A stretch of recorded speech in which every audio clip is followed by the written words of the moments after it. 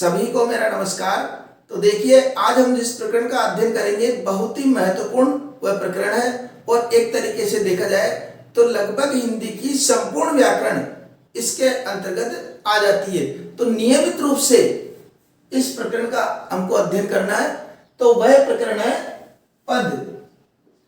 अब पद, एक तो पद वो होते हैं जो कविता में हम पढ़ते हैं, लेकिन वो वाले पद यहाँ पर नहीं है। यहाँ पर पढ़ेंगे हम पद परिचय। तो पद परिचय के अंतर्गत पद होता क्या है, पद होता क्या है, ये जानकारी हमारे लिए बहुत जरूरी है। तो पद क्या होता है, देखो आपने देखा होगा कि कोई भी बालक अगर वो खेल के मैदान में जाता है तो उसको हम नाम क्या देंगे, खिलाड़ी। और वही बालक अगर विद्यालय में चला जाता है तो नाम बोल देंगे विद्यार्थी। वही बालक ट्रेन में जाके बैठता है तो उसको यात्री बोल देंगे। बालक एक ही है, समय और स्थान और परिस्थिति के अनुसार उसके नाम परिवर्तित होते जा रहे हैं। इसी प्रकार जैसे हमने लिखा यहां राम, ये राम क्या है, ये राम है शब्द, ये राम, इसको क्या बोलेंगे हम, शब्द। लेकिन यहां पर लिख दिया राम पुस्तक पढ़ता है, इस प्रकार का शब्द हमने लिख दिया। तो अब राम क्या हो गया, अब राम हो गया पद। अब इस शब्द को क्या बोलेंगे हम, पद। लेकिन ऐसा क्या किया कि इसका नाम, यहां तो हम शब्द बोल रहे थे और यहां इसको पद बोलने लगे। तो ऐसा ही हमने ये किया कि इस शब्द का हमने वाक्य में प्रयोग कर दिया, इस शब्द का हमने वाक्य में प्रयोग कर दिया। और शब्द को जब वाक्य में प्रयोग कर लेते हैं, अर्थात शब्द का वाक्य में प्रयोग होना ही पद कहलाता है। शब्द का वाक्य में प्रयोग होना ही, शब्द का वाक्य में प्रयोग होना ही पद कहलाता है। इतनी सी बात है, वाक्य में प्रयोग होना ही पद कहलाता है। ठीक है, यह हो गई इसकी परिभाषा। कई प्रकार से, जैसे परिभाषा किसी प्रकार बोलते हैं, शब्द जब वाक्य में प्रयुक्त होता है तो पद कहलाता है। बात वही है, कुल मिलाकर शब्द को वाक्य में आना है और शब्द जब वाक्य में आ जाएगा तो वो अपने आप ही पद कहलाने लग जाएगा। तो ये भी पद है, इस पुस्तक को बोलेंगे तो ये भी पद है, और ये पढ़ता ये भी पद है, क्योंकि ये सब वाक्य में आ चुके हैं। तो शब्द की परिभाषा, शब्द का वाक्य में प्रयोग होना ही पद कहलाता है। शब्द जब वाक्य में प्रयुक्त होता है तो वह पद कहलाता है। इस तरीके की हमको ध्यान रखनी है। तो ये पद का स्वरूप क्या होता है, जिसका हम अध्ययन करेंगे सबका, वो स्वरूप भी हम देख लेते हैं एक बार। तो पद का स्वरूप बहुत अच्छा और विस्तृत है, उसका हमको पूरा अगर ज्ञान है तो बहुत अच्छा रहेगा।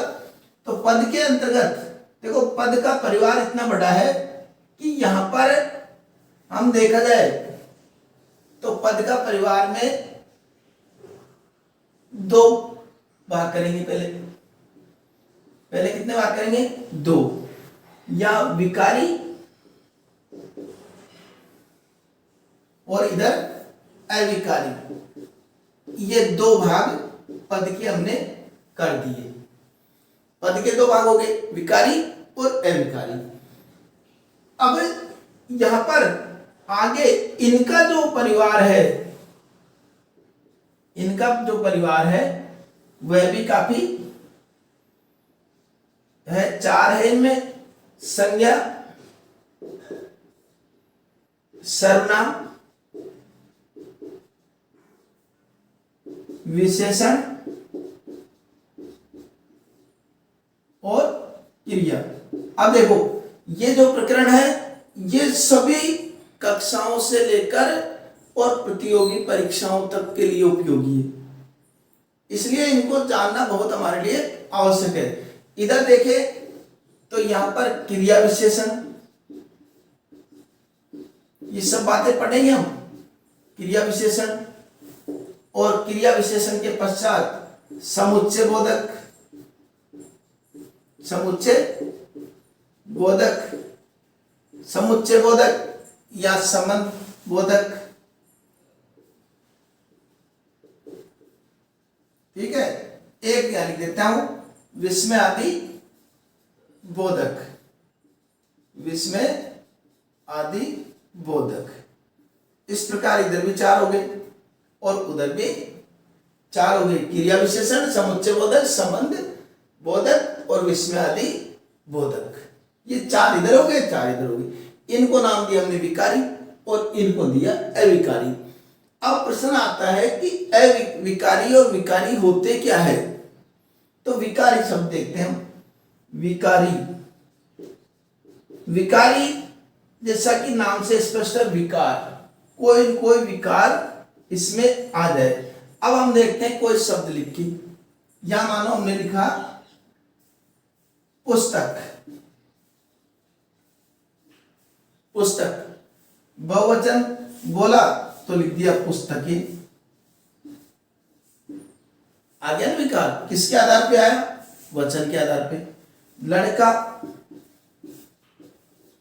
स्त्रीलिंग में लिख दिया लड़की, तो लिंग के आधार पे हो गया। इधर वचन के आधार पे परिवर्तित कर दिया, इधर लिंग के आधार पे कर दिया, और कहीं पर कारक के आधार पे कर देते हैं, कहीं पर किस आधार पे कर देते हैं। तो जिन शब्दों में यहां पर जैसे विकारी शब्द होते क्या है, वे शब्द जो लिंग, वचन,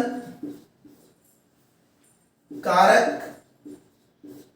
इस तरीके का मतलब किसी के आधार पे भी, कारक इत्यादि के आधार पर, कारक इत्यादि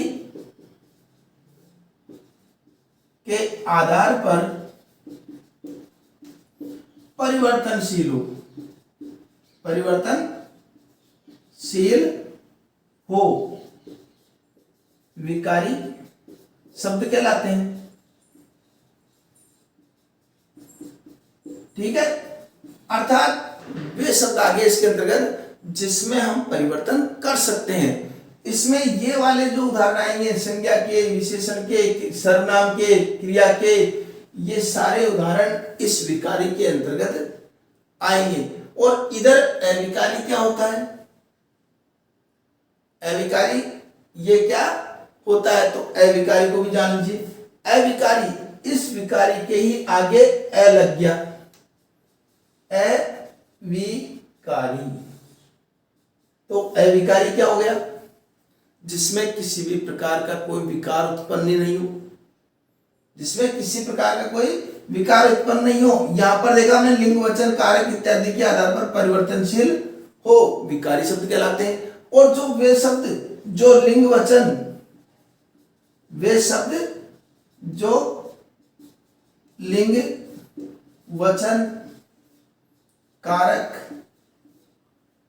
इत्यादि के आधार पर, इत्यादि के आधार पर अपरिवर्तनशील हो, अपरिवर्तनशील हो, उसे अविकारी कहते हैं, उसे अविकारी शब्द कहते हैं। ठीक है, तो परिवर्तित अगर होते हैं तो विकारी, परिवर्तन नहीं होता है तो अविकारी। उदाहरण के रूप में हम देखें तो यहां पर देखो, यह लिख देता हूं उदाहरण। तो उदाहरण के लिए जैसे हमने लिखा यथा, यथा राम जाता है, यथा का प्रयोग किया। अगर सीता के लिए भी यथा का प्रयोग करना है तो यथा ही करेंगे, यथी नहीं करेंगे। ध्यान रखो, राम धीरे धीरे चलता है, राम धीरे धीरे चलता है तो सीता धीरे धीरे चलती है, तो धीरे धीरे में कोई चेंज नहीं हुआ, इसलिए क्या शब्द है ये, अविकारी। राम के लिए भी धीरे धीरे प्रयोग हुआ तो सीता के लिए भी धीरे धीरे प्रयोग हुआ, अर्थात इसमें परिवर्तन संभव ही नहीं है। स्नेह, स्नेह, इस तरह के शब्द भी इसमें आ जाते हैं। स्नेह, स्नेह, इनमें भी परिवर्तन नहीं होता है। इनको भी हम परिवर्तित करके देखें तो इनमें भी परिवर्तन नहीं होता है, इसलिए अविकारी शब्द कहलाए। तो पद, वाक्य में शब्द का प्रयोग होना ही पद कहलाता है। और पद के कितने प्रकार हो गए? दो, विकारी और अविकारी। और विकारी अविकारी के साथ साथ यहां पर हमने विकारी के जो भेद है, संज्ञा, सर्वनाम, विशेषण, क्रिया, और इधर क्रिया विशेषण, समुच्चय बोधक, संबंध बोधक और विस्मय आदि बोधक, चार इधर है चार उधर है, इनका हम विस्तार से अध्ययन करेंगे ही। अभी जो है इनके अलावा पद परिचय में हमको किन किन बिंदुओं की आवश्यकता और पड़ेगी वह भी आपको बता देता हूं मैं। पद परिचय में किन किन बिंदुओं की आवश्यकता पड़ेगी, तो उनके अंतर्गत हमको आवश्यकता पड़ेगी वचन, लिंग, काल, कारक, इनकी और आवश्यकता पड़ेगी। इनको भी हमको पढ़ना पड़ेगा। अगर ये सारी जानकारी हमारे अंदर है तो व्याकरण का ये मान लो हम बहुत कुछ हिस्सा जान चुके हैं। और पद परिचय में तो हम कहीं पर चूकते ही नहीं है, क्योंकि कक्षाओं में भी चाहे 10वीं हो या 12वीं हो, कई बार इस प्रकार हमेशा ही ये जो पद परिचय का प्रश्न है वो पूछा जाता है। एक या दो या 3 नंबर के पूछे जाते हैं। इसके अलावा इनके जो बिंदु अलग अलग वो विभिन्न कक्षाओं में वो सब पूछे जाते हैं। ये मान लो, इसको तो हमको ध्यान से पढ़ना ही है। तो ये हो गया। ये क्या है? इनके अलावा जिनकी जरूरत पड़ती है, जैसे मैं एक प्रश्न देके बताऊंगा कि किस प्रकार पद परिचय का प्रश्न हमको हल करना होता है। छोटी कक्षाएं हैं उनके लिए इतना बहुत है, बड़ी कक्षाएं हैं उनके लिए पद परिचय को जानना उस दृष्टि से जानना है। बात वही है, बिंदु वही रहते हैं, बस कक्षा के हिसाब से हमारा प्रस्तुतिकरण बढ़ जाता है। और प्रतियोगिता परीक्षा आती है तो उनके लिए हमको सीधे उदाहरण देख करके पहचानना है कि विकारी है या अविकारी है। तो यहां पर जैसे प्रश्न पूछ लिया कि राम, मान लो इसको मिटा देता हूं मैं, राम विद्यालय जाता है, राम विद्यालय जाता है, यह आ गया प्रश्न। यहां पूछते हैं रेखांकित पदों का परिचय दीजिए। कोई भी एक दो शब्दों को रेखांकित कर देते हैं। तो रेखांकित का जैसे प्रयोग किया हमने राम का, तो राम क्या है? संज्ञा। संज्ञा कौन सी है? व्यक्तिवाचक। ये कैसे होती है ये तो भी बताएंगे आपको। व्यक्तिवाचक संज्ञा, ठीक है, इसके बारे में हमको संपूर्ण परिचय देना होता है। और परिचय कब देंगे हम? जब ये जानकारी होगी।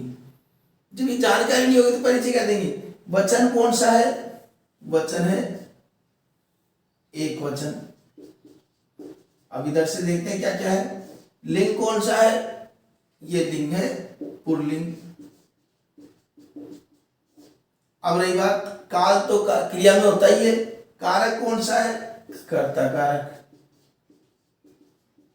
इस प्रकार हमको तीनों शब्दों के अलग अलग परिचय देने हैं। तो वो सारी जानकारी वो अब मैं देने जा रहा हूं।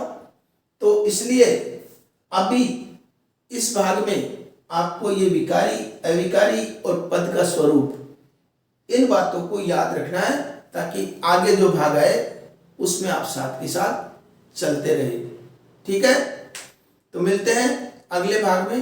तब तक के लिए धन्यवाद।